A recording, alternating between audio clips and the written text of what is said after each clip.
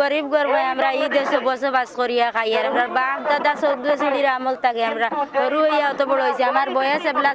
নিতান্ত 35 চলের গিয়ে আমরা এই জায়গাত বসবাস করিয়া খাইছি আমরা এই পর্যন্ত কোনোদিন আন্দোলন জানি না এবলা যেন আখটা করে যেন এই পর্যন্ত আন্দোলন চলছে আমরা বাচ্চা কাচ্চা লইয়া কই যাইম আমরা তো এই পর্যন্ত কোনো সামর্থ্য নাই সরকারে আমরা এই সুযোগ সুবিধা আমরা দেওয়ার জন্য আমরা অনুরোধ করছি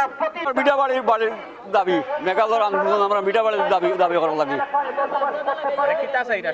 সরকার তার আমরা লিজ বাতিল করতো আমরা তার ইয়ে করতাম তার যে টাকা দিছে ও টাকা দিয়ে আমরা দিত ইয়ে মিঠাবাড়ি বুঝতাম মাঠে যাবো না আমরা সাইয়ালবান জায়গাখানে রইতাম এটা বেশ মানুষ এটা আমি লম্বা মাছ পারবো না জায়গা লোয়ার তার কোন অসুবিধা একজনকে দিলেই রাস্তা দিনে আমরা অত মানুষ সুজা যাইব না সরকারে আমরা ফাইন্যান্স সরকার কিরকম হয়ে যেত ওগুলা কইও তা খবর কইও মুই যা বেশ পারতো না মারতে খবর কইও আইতে হুস ঠিক করি আজ যদি ওখান কইও বলে আমার নামও কইল ইয়ে কইছে আমরা এই মানববন্ধনটা করতেছি এই জন্য যে বিগত 15-16 বছর আগে এই মেঘালয় টি স্টেটের নামে সরকার একটা বন্দোবস্ত দিয়ে মানে লিজ দিয়ে দেয় আমরা এই লিজ বাতিলের জন্য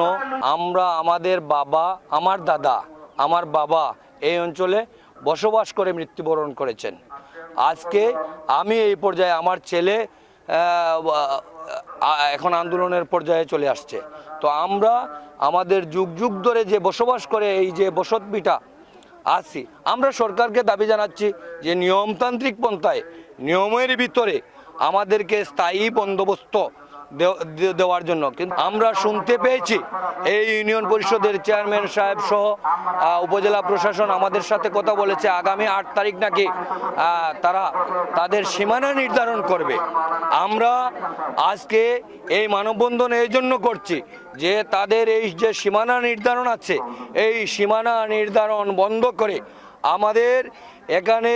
হাজার হাজার পরিবার বসবাস করছে তাদেরকে লিস্ট করে তালিকাভুক্ত করে তারপরে যদি সরকার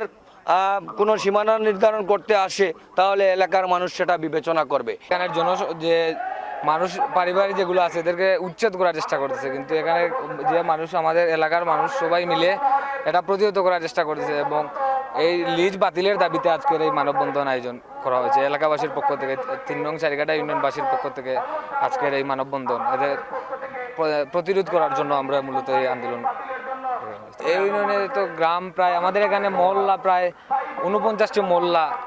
বর্তমানে মহল্লা যে হিসাবের 49টি মহল্লা এখানে মহল্লার মানুষ উপস্থিত আছে।